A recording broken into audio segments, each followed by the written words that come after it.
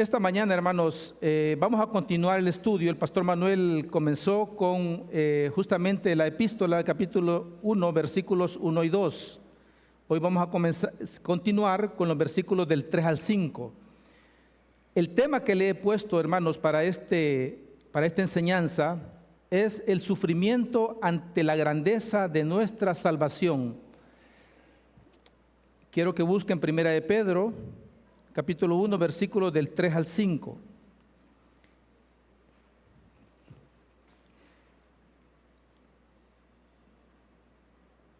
Jean-Paul Sartre fue un filósofo francés, escritor, activista político con principios ateos, reconocido mundialmente como la figura central del existencialismo ateo del siglo XX. Su pensamiento se fundamentaba en que el ser humano es radicalmente libre y responsable de sus propios actos, sin que su destino esté predeterminado por una deidad o una naturaleza fija. Decía que la muerte es el cese total de la conciencia y de la existencia. No existe alma, ni paraíso, ni infierno. Y como al morir no hay nada después de la muerte, el único significado real es que la persona construya su propia vida. Antes de morir, en 1980, él hizo unas afirmaciones que deseaba morir con esperanza, pero que esa esperanza necesitaría un fundamento. Porque él decía que la esperanza no puede ser un simple deseo, sino que requiere de una base sólida o un fundamento que la justifique. Muchos de sus amigos se asombraban de esa expresión porque iba en contra de estos principios ateos. Y este hombre no se sabe si murió y encontró esa esperanza al morir, ¿verdad? Pero si lo comparamos con nuestra creencia cristiana, nosotros, hermanos, vemos que las personas que abrazan ese tipo de pensamiento, enfrentar el mundo con sus sufrimientos, incluso enfrentar la muerte sin una esperanza, es la mayor tragedia que puede tener el ser humano.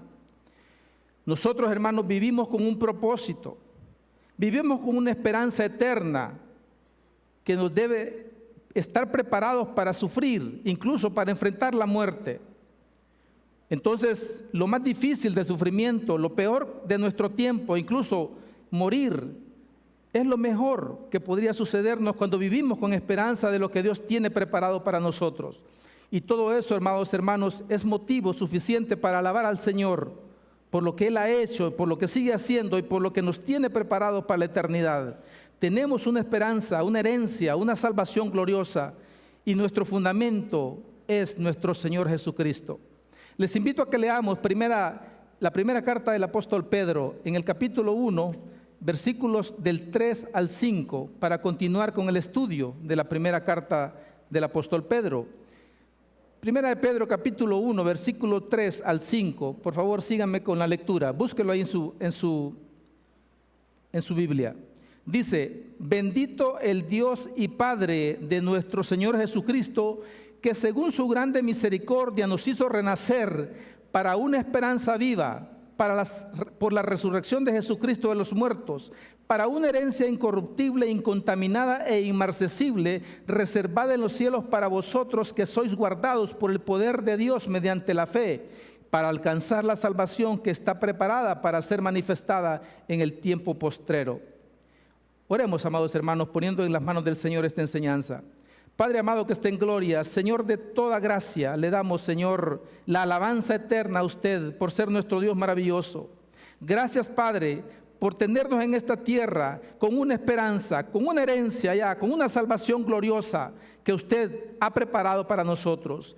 Ayúdenos, Señor, a entender que somos peregrinos y extranjeros en esta tierra, y que aún en esta tierra, aunque enfrentemos sufrimientos, Padre, vamos a tener siempre nuestra vista puesta en las cosas de arriba, en el cielo, en nuestro fundamento eterno, en nuestro Señor Jesucristo. Y de tal manera, Padre, vamos a enfrentar cualquier adversidad que se nos presente.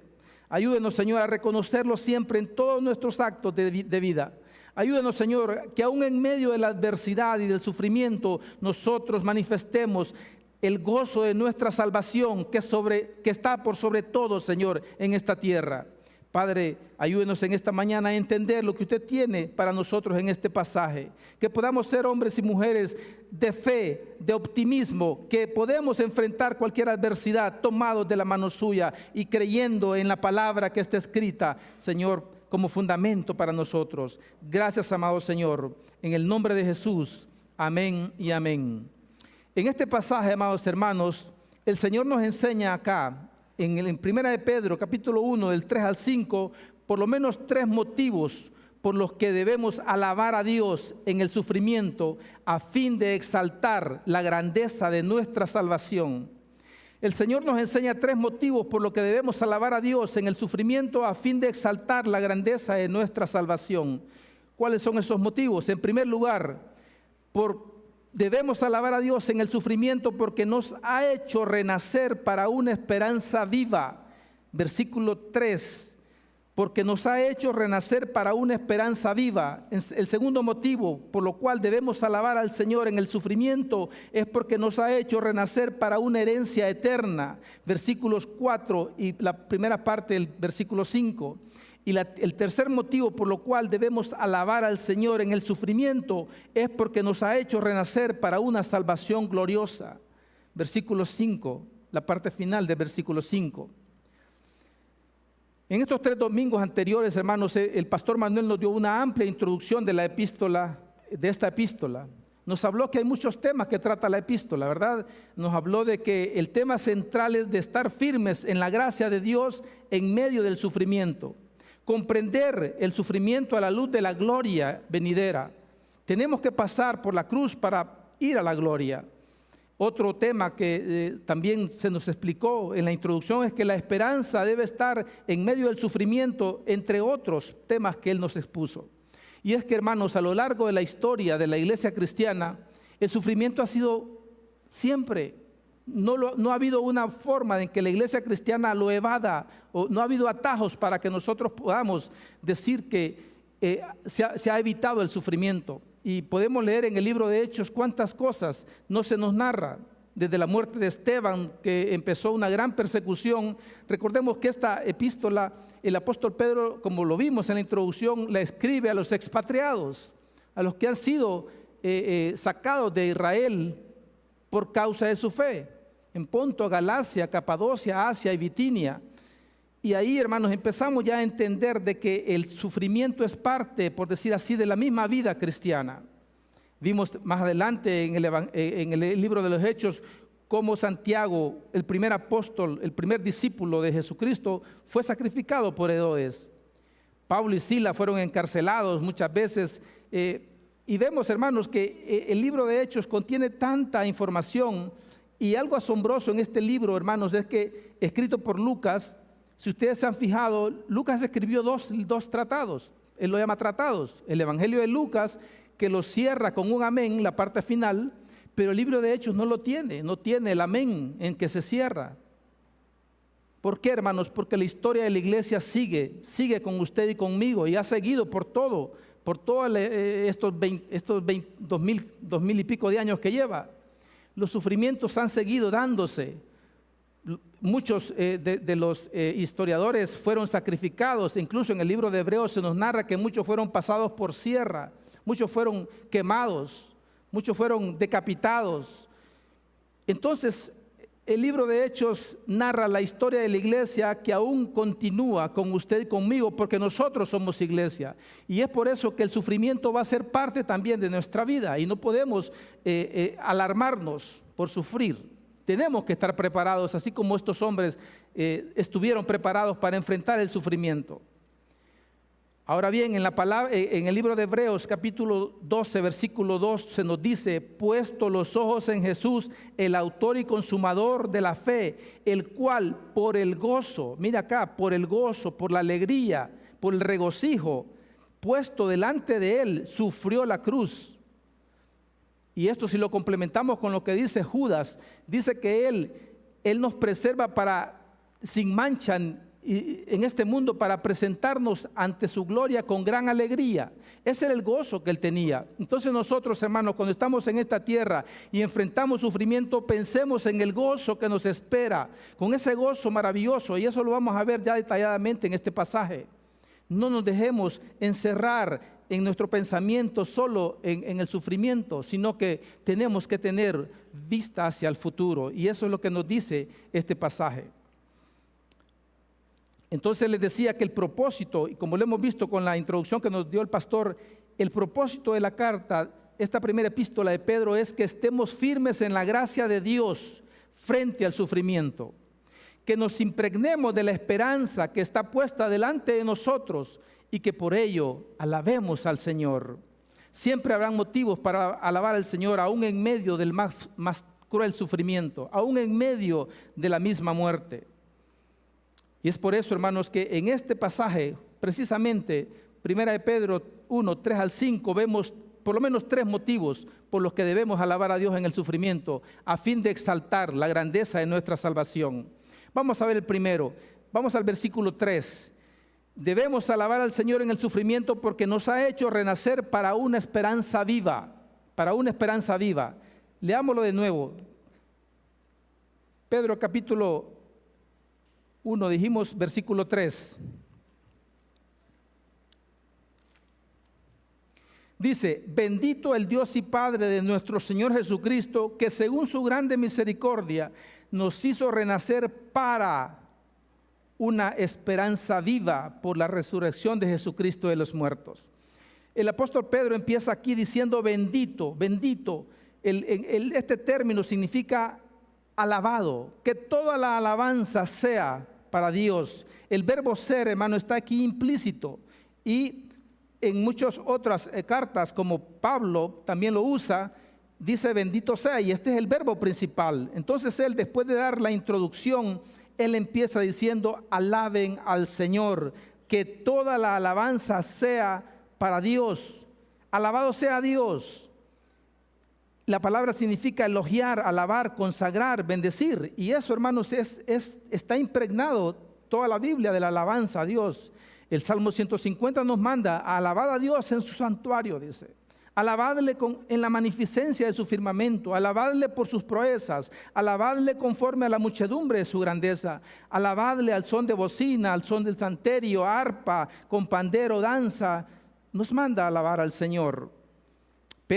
Pablo también lo usa, esta misma expresión en 2 de Corintios 1:3, cuando dice bendito sea el Dios y Padre de nuestro Señor Jesucristo. Efesios 1:3, bendito sea el Dios y Padre también de nuestro Señor Jesucristo, quien nos bendijo con toda bendición espiritual. Hermanos, este pasaje muchos lo consideran como un himno de exaltación a Dios. Y este término de bendito aquí, hermanos, en el texto original es usado exclusivamente para Dios. Y se refiere a eso, que alabemos al Señor. Luego dice el Dios y Padre. Y aquí, hermanos, debemos de entender de que se está hablando de una relación intratrinitaria, ¿verdad? No es una relación de creación, de existencia. No es que el Padre le dio existencia al Hijo, sino que es una existencia eterna. Es el Padre eterno con el eterno Hijo.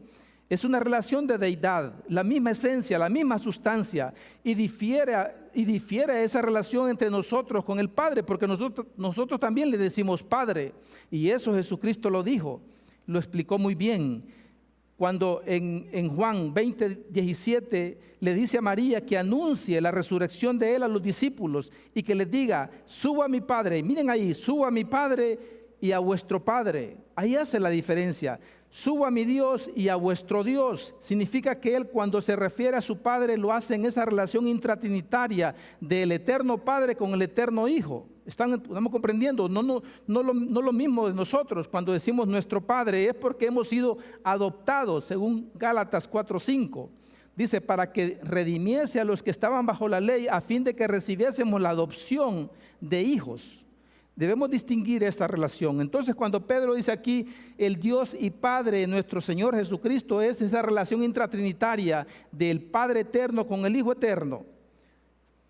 Luego sigue, de nuestro Señor Jesucristo. Señor, hermanos, en el contexto histórico, en el momento del Nuevo Testamento, decirle Señor a Cristo era decirle Dios. ¿Por qué? Porque en el Antiguo Testamento el tetragramatrón que le llamamos Yahweh era para los judíos una palabra muy sagrada que no la podían, no la decían. Entonces cambiaron por Adonai. Y Adonai significa Señor. Eso, trayéndolo al griego, es Kurios, que es Señor. Entonces, decirle Señor a Cristo era decirle Dios, porque era la sustitución, así como se hizo en el Antiguo Testamento por la palabra Yahweh, que para ellos era demasiado sagrada para que sus labios la pronunciaran. Entonces Pedro le está diciendo, bendito el Dios y Padre de nuestro Señor Jesucristo, nuestro Dios. Y es por eso que, por ejemplo, en Romanos 10:19 dice que si confesares con tu boca que Jesús es el Señor, significa que Jesús es el Dios, ¿verdad? El Kurios. Dice, y creyeres en tu corazón que Dios le levantó de los muertos, serás salvo. Esas expresiones tenemos que irlas entendiendo bien cuando leemos la Escritura. Y luego sigue el versículo, que según su grande misericordia, Dios, ese es el motivo central por el cual la alabanza debe darse a nuestro Señor, su grande misericordia. Él es grande en misericordia y es por eso que en muchas partes, en muchos versículos, en muchas partes de la Biblia lo conocemos como Padre de misericordias, rico en misericordias, grande en misericordias. La palabra misericordia, hermanos, es una palabra compuesta. Miser, y esta viene del latín, miser, que significa miseria, y cor o cordis, que significa corazón. Entonces, la palabra lleva implícito el sentido de poner el corazón en la miseria de otro. Nuestra miseria llegó al corazón de Dios y lo tocó al corazón de Dios, y ese corazón fue el que nos hizo que Dios extendiera su mano para sacarnos de la miseria en la que vivimos, la miseria del pecado. Esa es la palabra misericordia, eso significa la palabra misericordia. Ahora aquí viene, dice, bendito sea el Dios y Padre de nuestro Señor Jesucristo, que según su grande misericordia nos hizo renacer. Y renacer aquí, hermanos, significa reengendrar, engendrar de nuevo. Esto es similar a cuando Jesús se encontró con Nicodemo y le dice, te es necesario nacer de nuevo, nacer de nuevo. Y aquí la palabra puede usarse como un adverbio de tiempo, ¿verdad?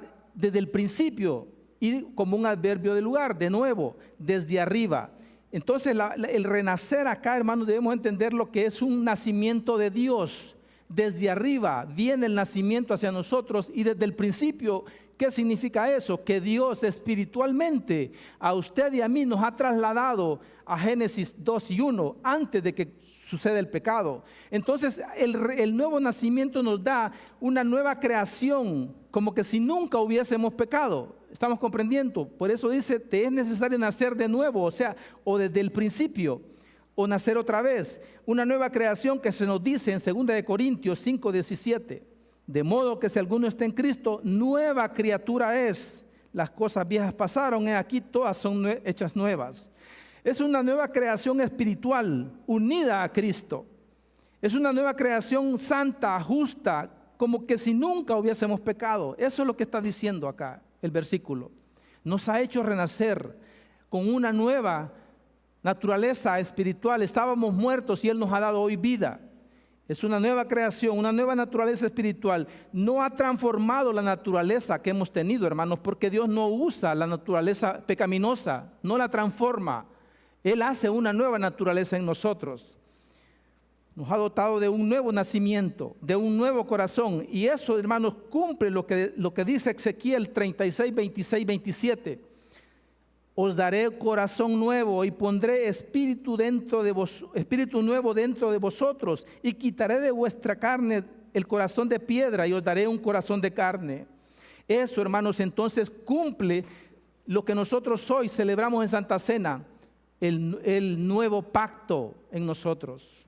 Este versículo está ratificando que la nueva creación, la nueva criatura, el nuevo corazón está hoy en nosotros, y por eso Cristo en la Santa Cena, cuando la celebramos, decimos y leemos que dice, esta es mi sangre del nuevo pacto. Estamos comprendiendo lo que hoy la Biblia nos está enseñando. Dice, nos hizo renacer, nos ha hecho una nueva criatura con un nuevo corazón. Y eso, hermanos, es suficiente motivo para poder exaltar a Dios, alabar a Dios. Entonces estamos viendo, y aquí vamos ya a empezar a ver, el primer motivo es, lo dice después el versículo, nos hizo renacer para, y miren ahí las preposiciones, por eso estas tres preposiciones son las que me dieron el fundamento para poder decir que son los tres motivos. Aquí están, para una esperanza viva, luego el versículo 4, para una herencia incorruptible, y más adelante el versículo 5, para alcanzar la salvación. Entonces el primer motivo por lo cual debemos alabar a Dios en medio del sufrimiento, porque la epístola de Pedro vimos que trata del sufrimiento nuestro, trata de lo que nos espera en esta vida, debemos tener siempre presente, Él nos ha hecho renacer, en primer lugar, dice aquí el versículo, para una esperanza viva. Esta esperanza, hermanos, aquí como que se planteara hacia futuro, ¿verdad? Hacia más adelante. Pero ¿cómo la debemos entender? Claro, aquí, hermanos, la esperanza dice en Tito 2:13, aguardando la esperanza bienaventurada y la manifestación gloriosa de nuestro Señor Jesucristo. Ahora, la esperanza, cuando dice que es viva, significa, hermanos, que es segura, es real, es eterna.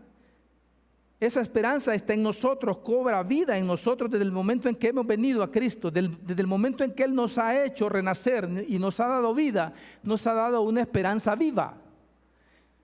¿Estamos comprendiendo? Y la palabra viva, hermanos, qué interesante, se usa también en el texto griego con la vida eterna, porque en el griego se usan varias palabras para hablar de vida, pero la palabra que usa acá es la palabra sao, el verbo sao, que significa eternidad, para una esperanza viva, eterna, activa, que es parte de nosotros, que vive en nosotros, crece y llega a ser más grande más bien con el paso del tiempo.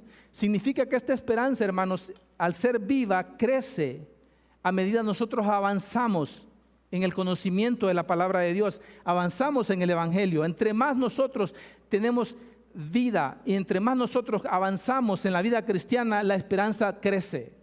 Y entre más crece, hermanos, es porque se acerca mucho más a su cumplimiento esta esperanza.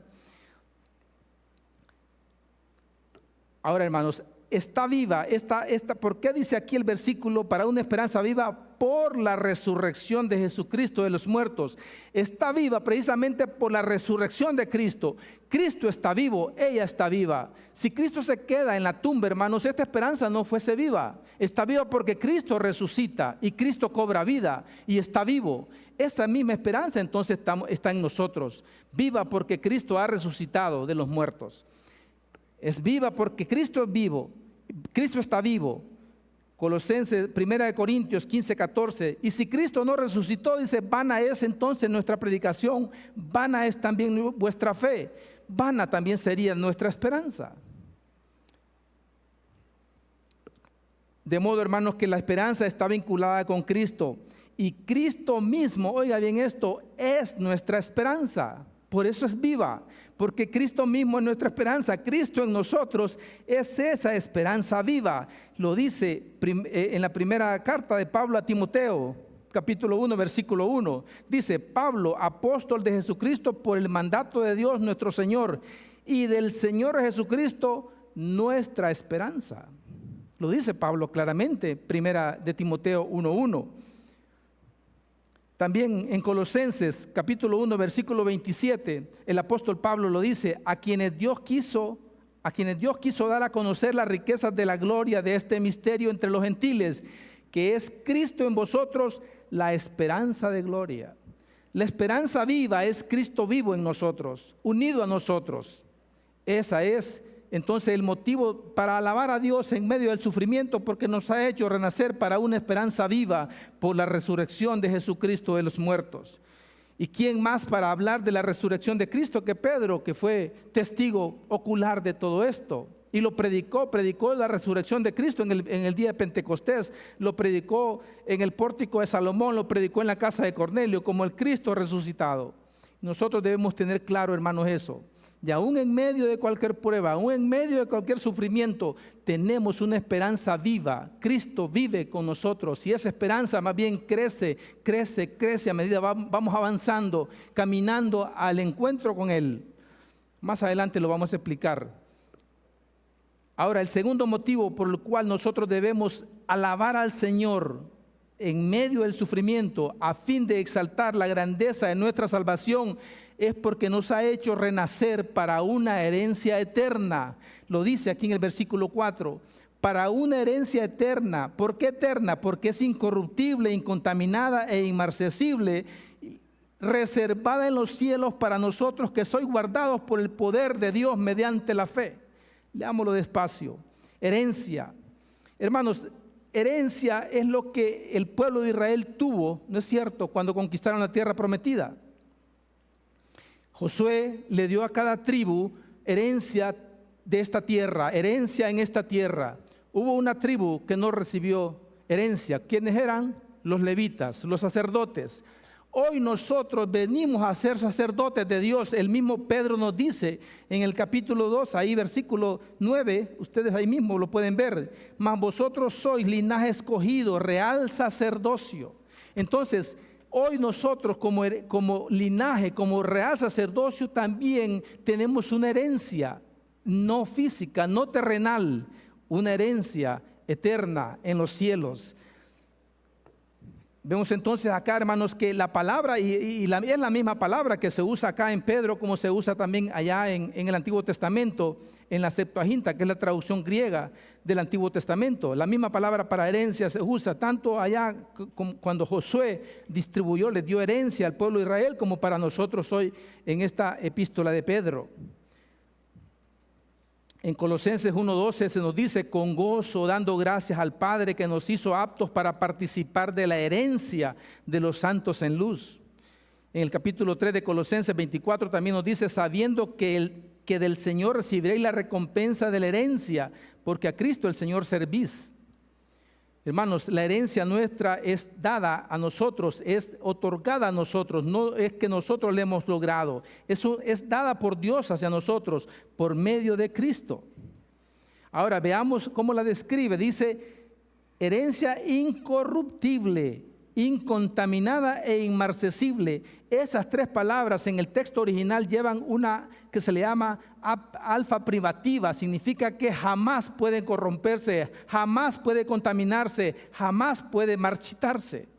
Entonces, incorruptible y lleva un efecto como acumulativo. Quiere decir que es inalterable, es eterna. Incorruptible, entonces debemos entenderla como que no puede corromperse, no se degenera, no muere, no está sujeta a la destrucción. Es una herencia espiritual, hermanos. Nunca estará sujeta a la destrucción. Incontaminada, en otras versiones la traducen como inmaculada.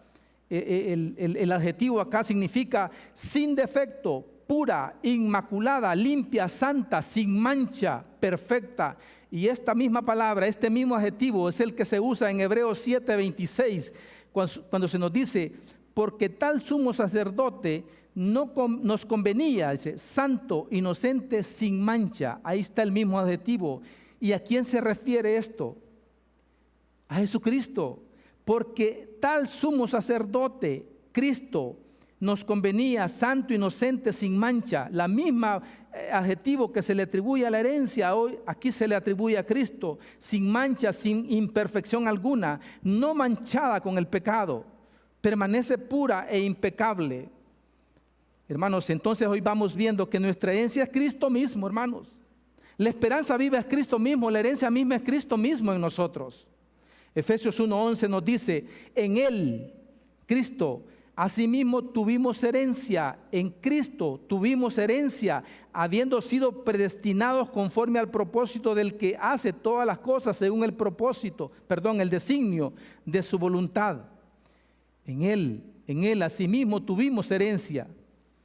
Gálatas 4:7 también dice, así que ya no eres esclavo, sino hijo, y si hijo, también heredero de Dios por medio de Cristo.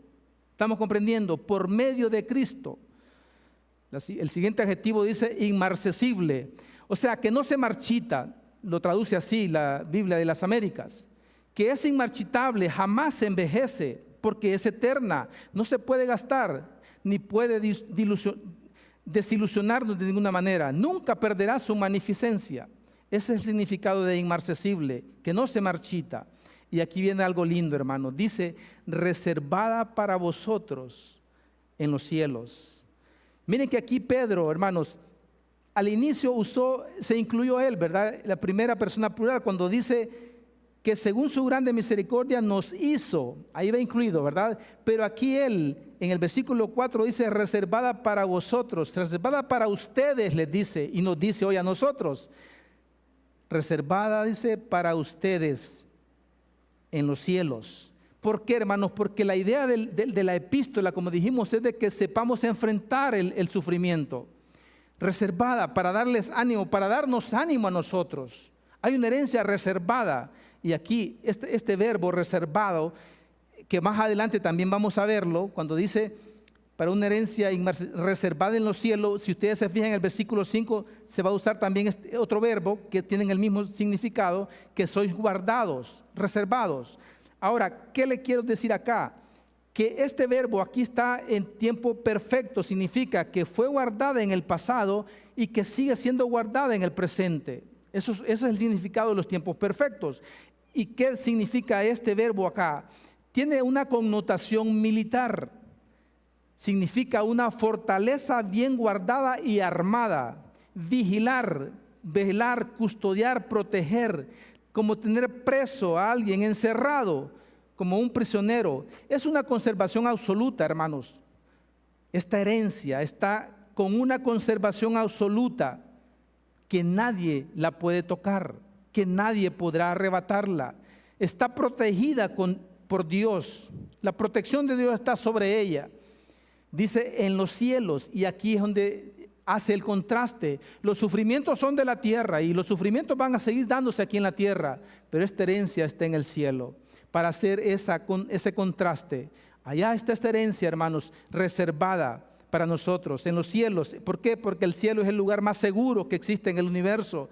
Y para nosotros, dice, para afirmarnos y exhortarnos a hacerle frente al sufrimiento, cualquiera que sea. Y en el versículo 5 dice que sois guardados. Y este otro verbo tiene la misma connotación del primero, reservado y guardado. Dice que sois guardados, ustedes que son guardados por el poder de Dios mediante la fe. Dijimos que este verbo implica que también nosotros estamos siendo guardados en el mundo. La herencia está reservada, está guardada en el cielo, pero nosotros estamos siendo guardados aquí en el mundo. Estamos siendo guardados de cualquier aflicción, de cualquier sufrimiento. Entonces, hermanos, está reservada, está guardada la herencia y está reservado y está guardado el heredero. Los dos estamos guardados. La herencia está segura, el heredero también está seguro. No hay forma en cómo Dios no pueda cumplir lo que está diciendo en esta palabra. Nadie puede recibirlo en nuestro hogar, nuestra herencia, en nuestro lugar, nuestra herencia. Hay seguridad de la herencia y también hay seguridad de nosotros los herederos. Y como les dije, el tiempo presente ya en este segundo verbo, cuando dice que sois guardados, es un tiempo presente que significa una acción continua. A usted y a mí el Señor nos guardó desde hace un año, nos sigue guardando hoy y nos va a seguir guardando el siguiente año y por la eternidad.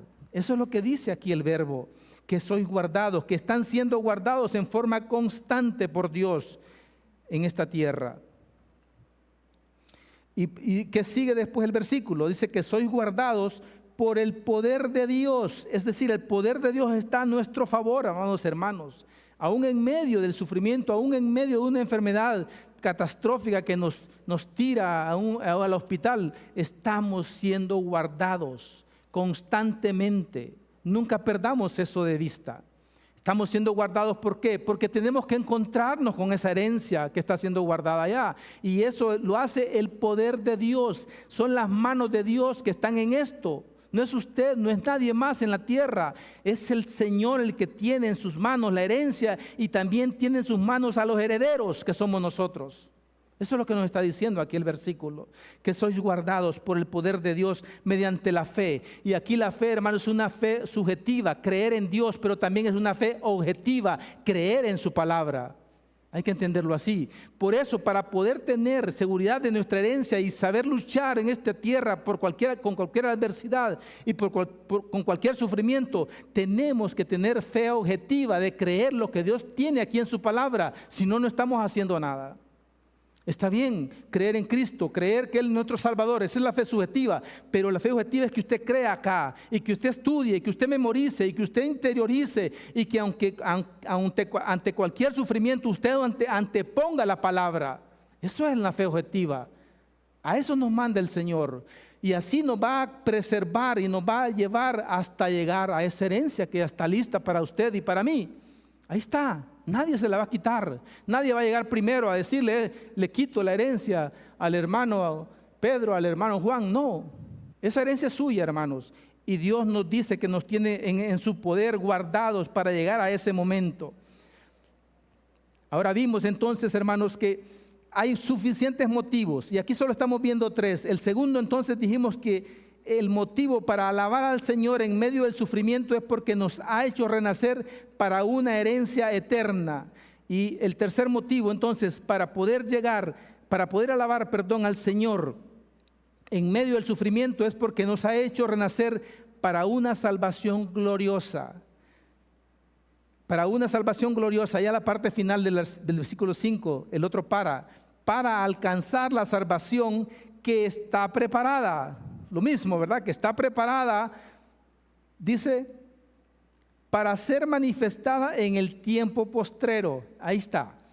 La salvación, yo le puse gloriosa porque, hermanos, esta salvación, y aquí quiero que entendamos, la Biblia nos habla de la salvación a veces en tiempo pasado, en tiempo presente y en tiempo futuro, ¿no es cierto? Y no es que no la tengamos, la tenemos ya la salvación, pero sí se nos narra como de 3 momentos.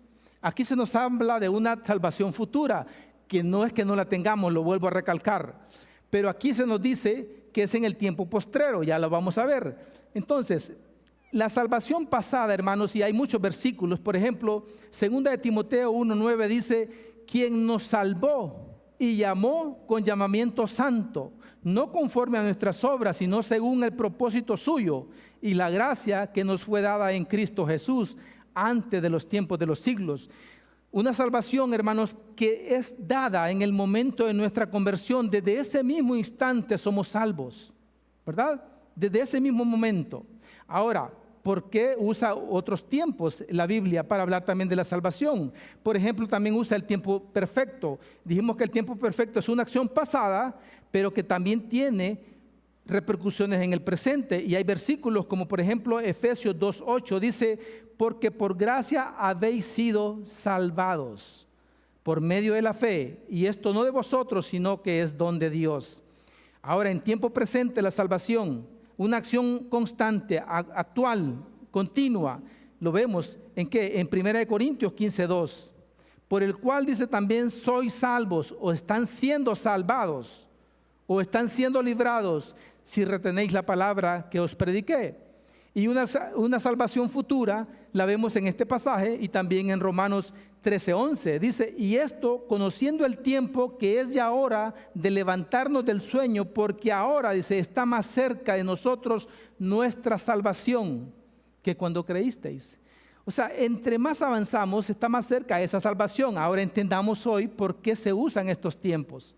Se usa una salvación pasada, hermanos, para darnos a entender que hemos sido ya liberados de la condenación del pecado, del castigo del pecado. Desde el momento de nuestra conversión, nosotros ya no somos condenados por el pecado.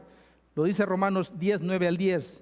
La salvación progresiva o la salvación presente significa que nosotros estamos siendo salvados o librados del poder del pecado. Y la salvación futura hace referencia a que nosotros en esa etapa de glorificación, cuando lleguemos a la presencia del Señor y su gloria también llegue hacia nosotros y se refleje en nosotros, vamos a ser librados de la presencia del pecado. Estamos comprendiendo por qué usa estos 3 tiempos. Hasta en ese momento, hermanos, que lleguemos a la presencia del Señor, ya no hay pecado. Libres del pecado. Ahorita todavía tenemos la presencia del pecado y es por eso que la salvación es progresiva. Estamos siendo continuamente librados del poder del pecado, que aunque está en nosotros no tiene el poder sobre nosotros. Eso es lo que nos enseña la palabra cuando usa estos tres tiempos. Y la salvación a la que dice Pedro acá, esta salvación para ser manifestada en el tiempo postrero, es un tiempo futuro, cuando seamos librados para toda la eternidad de la presencia del pecado. Jamás el pecado va a volver a nosotros cuando lleguemos a esa salvación futura, cuando estemos en la presencia misma de Él. Y nuestros cuerpos físicos como estos, no como este porque este está en pecado, pero un cuerpo glorificado, libre del pecado. Ahora, como les dije al inicio, dice que esta salvación está preparada, está ya hecha, está lista, está completa, solo esperando la llegada suya y la llegada mía, hermanos. Esta salvación futura. Y que cuando dice, y en el tiempo postrero, en el último tiempo, dice la Biblia de las Américas, en el día final, otras traducciones, cuando llegue el momento final, en el último momento, el tiempo oportuno. ¿Qué es este? Y se usa aquí la palabra kairos, porque el kairos es el tiempo oportuno de Dios. El cronos es el tiempo que vivimos ahorita, ¿verdad? Que se marca con reloj y calendarios. El tiempo oportuno de Dios, ¿a qué se refiere aquí? A la segunda venida de Cristo o cuando usted llegue a la presencia de Él. Ese es el tiempo oportuno, el tiempo postrero, la segunda venida de Cristo. Entonces, ¿hasta cuándo nos va a guardar el Señor? ¿Hasta cuándo tiene guardada también esa herencia? Hasta que Cristo vuelva, hermanos. Hasta que entonces ahí, en ese momento, participaremos de la plena revelación de la gran salvación que Dios nos ha dado. Entonces, sí hay suficientes motivos para alabar al Señor en medio del sufrimiento. Dijimos que debemos alabar al Señor porque nos ha hecho renacer para una esperanza viva, para una herencia incorruptible, incontaminada e inmarcesible, una herencia eterna y para alcanzar una salvación gloriosa, preparada para ser manifestada en el tiempo postrero. Hermanos, Cristo también es nuestra salvación gloriosa. Dijimos, Cristo es nuestra esperanza viva, Cristo es nuestra herencia eterna, Cristo es nuestra salvación gloriosa. Lo dice, y si pueden buscarlo, hermanos, en Hechos capítulo 4, 12, dice, y en ningún otro hay salvación, porque no hay otro nombre bajo el cielo dado a los hombres en quien podamos ser salvos. Cristo es nuestra salvación y eso es lo que nosotros tenemos que hacer prevalecer en medio de las pruebas, en medio del sufrimiento, y no importa, como les dije, lo que pueda pasar en nuestra existencia aquí en la tierra. Pedro está hablando acá de que tenemos en el cielo una herencia eterna, una salvación gloriosa, y por eso se nos manda que pongamos nuestra mira en las cosas de arriba, que pongamos nuestra mira en Cristo. Se nos manda eso como imperativo. ¿Por qué? Porque eso, hermanos, está sobre cualquier cosa que nos pase en esta tierra.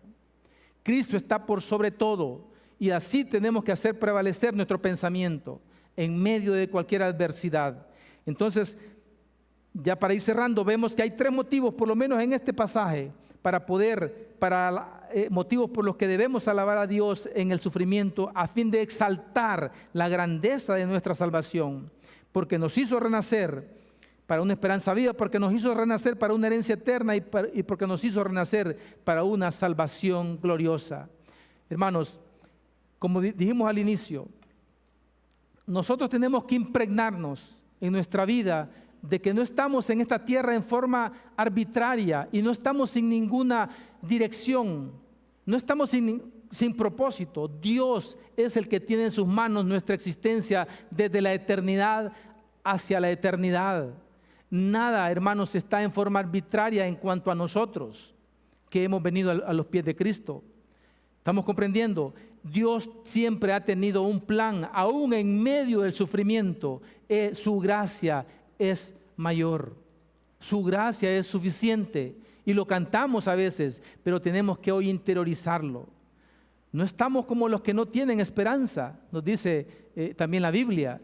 Estamos con la firme convicción de que Dios tiene todo bajo su control Y como les digo, preparémonos, porque la historia continúa. El sufrimiento, si no lo tenemos ahorita, va a venir en cualquier momento. Y a los que están en sufrimiento, amados hermanos, luchen, y nosotros con ustedes también vamos a seguir luchando, porque hoy pueden ser ustedes, mañana podemos ser nosotros. Eso es verdad, pero estamos aquí fundamentados en lo que Dios nos dice. No estamos en esta tierra a la deriva. Aquí estamos, hermanos, bajo un plan maravilloso de Dios. Él lo tiene, el control. Dice que el poder de Dios es el que nos guarda y guarda esa herencia maravillosa. Yo les animo, hermanos, que si alguno acá, hermanos, todavía no conoce de Cristo, entienda, fuera de Cristo no hay fundamento. Como Señor quiso buscar un fundamento en el momento en que se iba a enfrentar a la muerte. Decía: yo quiero tener una esperanza, pero necesito un fundamento. Él decía que cada acción del ser humano tiene una esperanza implícita, y eso es cierto, pero que ocupa un fundamento. Ahora nosotros ya conocemos el fundamento. Yo le invito a usted que si no conoce de Cristo, le entregue su vida. No va a tener ninguna razón la existencia suya en esta tierra si no es con Cristo. Y no va a poder enfrentar los problemas de la vida, los problemas del sufrimiento sin Cristo. No lo va a poder enfrentar. Hemos visto entonces que la piedra angular de nuestra existencia para poder hacerle frente a la vida, independientemente de cómo se nos presente, porque a usted se le va a presentar de una forma, a mí se me va a presentar de otra. Los sufrimientos van a ser así. Unos van a sufrir de una cosa, otros de otra, pero a la larga todos vamos a sufrir. Pero todos tenemos el mismo fundamento por el cual podemos hacerle frente a cualquier adversidad. Cáncer, derrame, lo que sea, hermanos, infarto, lo que sea, la misma muerte, que esa sí va a ser igual para todos, ¿verdad? Porque nadie muere en forma diferente. Aún con esa misma muerte podemos enfrentarla, porque tenemos el fundamento fuerte que es Cristo. Ya lo vimos, Él es nuestra esperanza, Él es nuestra herencia, Él es nuestra salvación.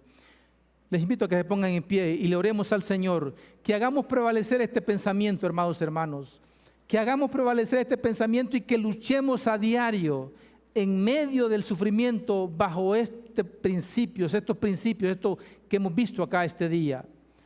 No tenemos otra alternativa. ¿Quiere usted buscar otro fundamento? Pues allá usted. Pero le aseguro que ese fundamento no va a ser firme. ¿Por qué? Porque muchos pueden buscar fundamento en tener dinero, pagar un buen seguro acá, pagar acá, tener... Hermanos, si fuese así, los millonarios de este mundo no murieran, no tuvieran sufrimiento. Pero a veces la gente allá, yo soy de un pueblo y me gusta ir a las aldeas, la gente en las aldeas vive con más gozo que los millonarios que puedan tener millones de millones, porque tienen el fundamento correcto que nos da sentido a nuestra existencia. Y no solo aquí en la tierra, tenemos garantizado la existencia eterna, nos habla de existencia eterna. Y vamos a orarle al Señor para que nos ayude en medio de esta vida que nos agobia, nos angustia, nos desespera por momentos. Decirle al Señor que nos afirme nuestro pensamiento, que nos afirme nuestra fe, para que podamos hacerle frente al sufrimiento. Padre amado que esté en gloria, Señor, le damos gracias por lo que hemos leído en esta palabra, Señor, en su palabra. Gracias, Señor, porque no estamos aquí a la deriva, Padre. Señor, sabemos muy bien que usted es nuestro Dios que nos ama, que se ha movido en misericordia, que su corazón fue movido a socorrernos en el momento en que estábamos en la miseria, y aún es movido en momentos en los cuales caemos siempre en miseria por el pecado. Padre, gracias porque usted lo ha hecho todo por nosotros. Somos inmerecedores de tanta bondad, de tanto amor que usted nos tiene. Pero sí nos manda a que seamos fuertes y valientes en este transitar de este mundo con sus aflicciones y con sus sufrimientos, Padre. Nos manda a que perseveremos y que pongamos nuestra mira siempre en nuestro Señor Jesucristo, en las cosas de arriba, ahí donde no hay corrupción, ahí donde usted tiene una herencia, una esperanza, una salvación gloriosa para nosotros, lista ya preparada, esperándonos a nosotros. Señor, ayúdenos a no ser vencidos vencidos por el sufrimiento, que no entren pensamientos en querer renegar de usted por cualquier adversidad, sino que más bien prevalezcamos y pongamos sobre ellos la alabanza que salga de nuestra boca, alabándolo y glorificándolo a usted por lo que usted es y por lo que usted hace en nosotros. Ayúdenos, Señor, ayúdenos a aferrarnos a su palabra, a tener siempre claro en nuestro corazón de que somos peregrinos en esta tierra y de que en cualquier momento, Padre, vamos a su presencia y vamos a llegar gloriosos cantando ahí, porque así lo dice el Señor, así lo dice su palabra, que con gran alegría nos vamos a encontrar con usted. Padre, ayúdeles a los hermanos que están ahorita con dificultades mayores que las nuestras. Ayúdeles ahí en sus lechos de cama, en su hospital, allí donde ellos estén, Señor. Deles fuerza y deles convicción de lo que hemos hoy estudiado. Que ellos entiendan, Padre, que no están solos. El poder de Dios está a favor de ellos, guardándolos, cuidándolos de manera continua para que podamos llegar a ese momento glorioso de estar ante su presencia. Gracias, Señor. Despídanos, Señor, en este momento, no de su comunión, no de su presencia, porque esa, Señor, sé que está garantizada para nosotros. Gracias, Padre amado. En el nombre de Jesús. Amén y amén.